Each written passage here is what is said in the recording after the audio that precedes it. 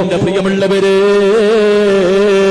അല്ലാഹുവിന്റെ റസൂല് പറയുകയാ, അല്ലാഹുവിന്റെ റസൂല് പറയുകയാ, സലാസത്തുൻ ലാ യദ്ഖുലൂനൽ ജന്നത്തി അബദാ. അല്ലാഹുവിന്റെ റസൂല് പറയുകയാ, 3 വിഭാഗം ഭർത്താക്കന്മാരെ, 3 വിഭാഗം ആൾക്കാരുണ്ടല്ലോ. അവനെ നാളെ എങ്ങനെയാ കൊണ്ടുവരുന്നതെന്നറിയുവോ? ഈ സദസ്സിലിരിക്കുന്നവരിൽ ഒരു വിഭാഗമുണ്ടല്ലോ, അവന് നാളെ വെളിയങ്കോട് പള്ളിയുടെ ഖബർസ്ഥാനിൽ നിന്ന് നാളെ പടച്ചറപ്പിന്റെ പരലോകത്തേക്ക് കൊണ്ടുവരുന്ന രംഗമെങ്ങനെയെന്നറിയുവോ?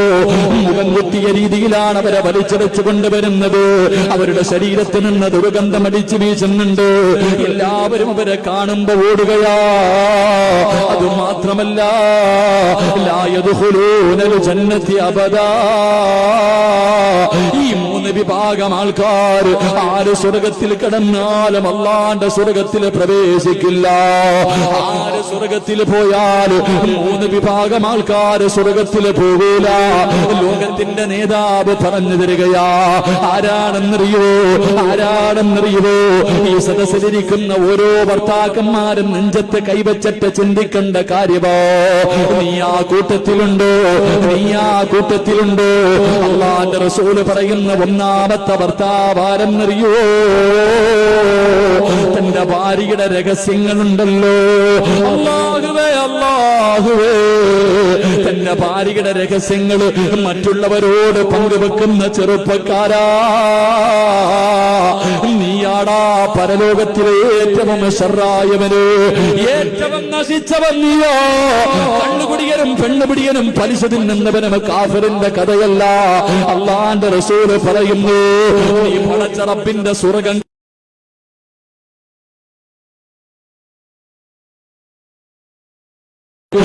കാമുകയോട് തന്റെ ഭാര്യയുടെ രഹസ്യങ്ങൾ പറഞ്ഞു കൊടുക്കുന്ന ഭർത്താക്കന്മാരുണ്ട്. പടച്ചവനെ വൈകുന്നേര സമയത്ത് കാണുമ്പോ ഇന്നലെ രാത്രി എങ്ങനെയുണ്ടായിരുന്നതാ എന്ന് ചോദിക്കുമ്പോ കണ്ടവന്മാരോട് കൂട്ടുകാരോട് തന്റെ ഭർത്താവ് ഭാര്യയുടെ രഹസ്യങ്ങൾ പറയുന്നവരുണ്ട്. കിടപ്പറയിലല്ല നിന്നെ വിശ്വസിച്ചുകൊണ്ട് പങ്കുവെച്ച രഹസ്യങ്ങള് മൂന്നാമതൊരാളോട് പറയല്ലേ. മൂന്നാമതൊരാളോട് പറഞ്ഞ നീയാട് പരലോകത്തിലെ ഏറ്റവും ശർറായവർ, നീ സ്വർഗത്തിൽ കിടക്കൂല. എന്റെ പ്രിയമുള്ളവരെ, ഇന്ന് ചാനലുകളില് റിയാലിറ്റി ഷോകളിൽ കയറി നിന്നിട്ട് നാണവും മാനവുമില്ലാതെ കിടപ്പറ രഹസ്യങ്ങൾ വിളമ്പുന്നവരുണ്ട്. എങ്ങനെയാ വെള്ളപ്പൊക്കമുണ്ടാകാതിരിക്കുന്നത്? എങ്ങനെയാ ഓക്കിയടിക്കാതിരിക്കുന്നത്? എങ്ങനെയാണ് പടച്ചവരെ ഭൂമി കുലുങ്ങാതിരിക്കുന്നത്? അല്ലാഹുവിന്റെ അദാബുകൾ കഴിഞ്ഞ ഒരു വർഷം നമുക്ക് മറക്കാൻ കഴിയോ? കഴിഞ്ഞ ഒരു കൊല്ലം നമുക്ക് മറക്കാൻ കഴിയോ? ഒന്നിനു പുറകെ ഒന്നായി പടച്ചറപ്പിന്റെ ദുരന്തങ്ങൾ റമദാൻ മാസത്തിൽ പോലും വിടാതെ, പെരുന്നാളിന്റെ തലയിൽ പോലും വിടാതെ പടച്ചവന്റെ ദുരന്തങ്ങൾ ഇങ്ങനെ ഒന്നിനു പുറകെ ഒന്നായി കിടന്നു വന്നു. 100 കണക്കിന് പേര് വെള്ളപ്പൊക്കത്തിൽ മരിച്ചുപോയി. 100 കണക്കിന് പേര് വെള്ളപ്പൊക്കത്തിൽ മരിച്ചുപോയി. അല്ലാ, അത് കഴിഞ്ഞുറപ്പേ. പിന്നെ അതാ ഭൂമി കുലുങ്ങി. എന്നിട്ടും തീരുന്നില്ല, എന്നിട്ടും തീരുന്നില്ല. പടച്ചവനെ 2-3 ഒരു മാസം മുമ്പ് നമ്മൾ അല്ലാഹുവിനോട് വെള്ളിയാഴ്ച ദുആ ചെയ്തു, അല്ലാ ഈ വെള്ളമൊന്ന് നീ വറ്റിച്ച് തരണേ അല്ലാ. വീടിന്റെ അകത്ത് വെള്ളം കയറി, റോഡില് വെള്ളം കയറി. ഇതൊക്കെ പോകുന്നതിന് വേണ്ടി നമ്മളൊക്കെ ദുആ ചെയ്തു. ഇപ്പൊ ദുആ ചെയ്യുന്നത് എന്തെന്നറിയോ? അല്ലാഹുവേ, വെള്ളമില്ല നാഥാ, കുടിക്കാ വെള്ളമില്ല, കിണറ്റില് വെള്ളമില്ല, പുഴകളില് വെള്ളം പറ്റുന്നു. വല്ലാത്ത ഒരു വരൾച്ചയുടെ കാലം ഇങ്ങനെ കിടന്നു വരുമ്പോ എന്റെ പ്രിയമുള്ളവരെ, എന്റെ പ്രിയമുള്ളവരെ, ഇതിന്റെയൊക്കെ കാരണം എന്തെന്നറിയുമോ? അല്ലാഹുവിനെ മറന്നുകൊണ്ട് ജീവിക്കുന്നത് കൊണ്ടാ. പടച്ചവരെയും ആണിനും ആണിനും വിവാഹം കഴിക്കുന്നതിൽ കുഴപ്പമില്ല. പെണ്ണിനും പെണ്ണിനും ഇവിടെ എന്തും ചെയ്യാനുള്ള സ്വാതന്ത്ര്യമുണ്ടല്ലോ. എത്ര കൊണ്ടാ കൊണ്ടാലും പഠിക്കാത്ത ഒരു മനുസമൂഹമായി, എത്ര കൊണ്ടാലും പാഠം ഉൾക്കൊള്ളാത്തവരായി നമ്മൾ ഇങ്ങനെ ജീവിച്ചു കഴിഞ്ഞാ മതിയോ? അല്ലാഹുവിന്റെ വിശുദ്ധമായ ഖുർആൻ ഒരുപാട് സ്ഥലങ്ങളിൽ അല്ലാഹു നമ്മളോട് പറയുന്നത്, എന്തേ നീ ചിന്തിക്കാത്തത്, എന്തേ നീ പഠിക്കാത്തത്, എന്തിനാണ് ഒരുപാട് ചരിത്രങ്ങൾ അല്ലാഹുവിന്റെ ഖുർആൻ പറയുന്നത്? ഓരോ പ്രവാചകന്മാരുടെയും സമൂഹത്തെ നശിപ്പിച്ച ചരിത്രം അല്ലാഹുവിന്റെ ഖുർആൻ ഇങ്ങനെ പറയുന്നത് കഥ പോലെ കേൾക്കാനല്ല, പഠിക്കാനാണ് മനുഷ്യ, പഠിക്കാനാണ് മനുഷ്യ, ഉൾക്കൊള്ളാനാണ് മനുഷ്യ. അതിൽ നിന്ന് പാഠം ഉൾക്കൊള്ളാൻ വേണ്ടിയാണ് ഈ ചരിത്രങ്ങൾ മുഴുവനും നമുക്ക് പറഞ്ഞു തരുന്നതെങ്കിൽ എന്റെ പ്രിയമുള്ളവരെ, നാളെ പടച്ചറപ്പിന്റെ പരലോകത്തില് സ്വർഗത്തിൽ കിടക്കാത്ത 3 ഭർത്താക്കന്മാരിലൊരു ഭർത്താവാരാ? അത് തന്റെ ഭാര്യയുടെ രഹസ്യം പറയുന്നവനാണെന്ന് നബി മുഹമ്മദ് മുസ്തഫ. തന്റെ ഭർത്താവ് ഭാര്യയുടെ രഹസ്യം ഇന്നലെ രാത്രി മണിയറയിൽ നടന്ന കാര്യം മുഴുവനും നാണമില്ലാതെ കൂട്ടുകാരോട് പറയും. ഒരു പെണ്ണ് വിളിച്ച അള്ളാഹ് അവളുടെ എല്ലാം പറഞ്ഞു കൊടുക്ക. ചാനലുകളിൽ കയറി എന്ന് പറയുന്ന ഭൂകമ്പമല്ല, സുനാമിയല്ല, എല്ലാം കൂടെ തലേ വീഴാറായി. അള്ളാഹു ഈമാൻ നൽകി അനുഗ്രഹിക്കുമാറാകട്ടെ.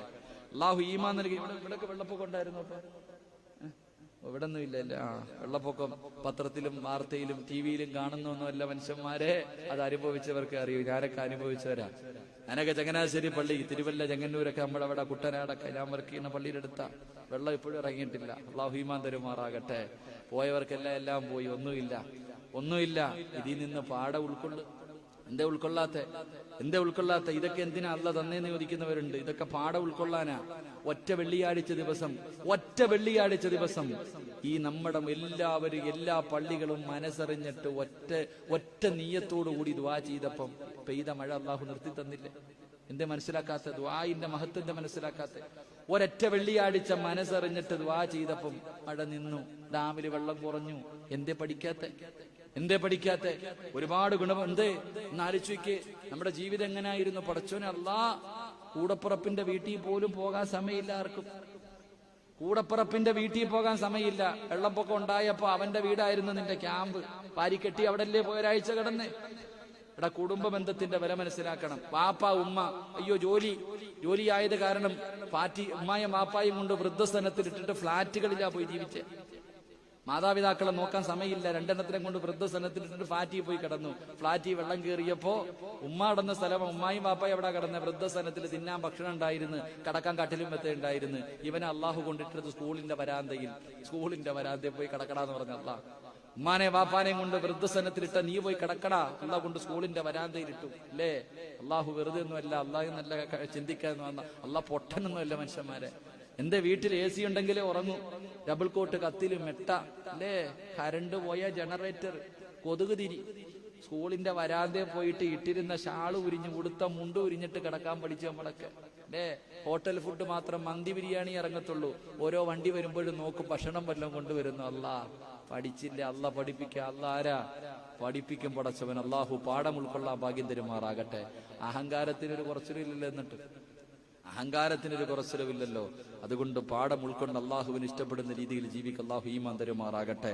അപ്പം നാളെ പടച്ച റബ്ബിന്റെ സ്വർഗത്തിൽ ആര് കടന്നാലും സ്വർഗത്തിൽ കിടക്കാത്ത 3 ഭർത്താക്കന്മാരിൽ ഒന്നാമത്തെ ഭർത്താവാരാ? മണിയറ രഹസ്യം പരസ്യമാക്കുന്നവനാ. അള്ളാഹു കാക്കുമാറാകട്ടെ.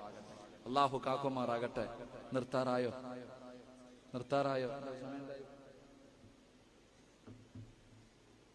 11 മണിയായി. അതാ മുഖത്തൊരു എല്ലാവരും 11 മണിക്കാ നിർത്താന്ന് പറഞ്ഞു. എന്ത് വേണം? ബാക്കി 2 കൂടെ പറയണമെന്നുണ്ട്.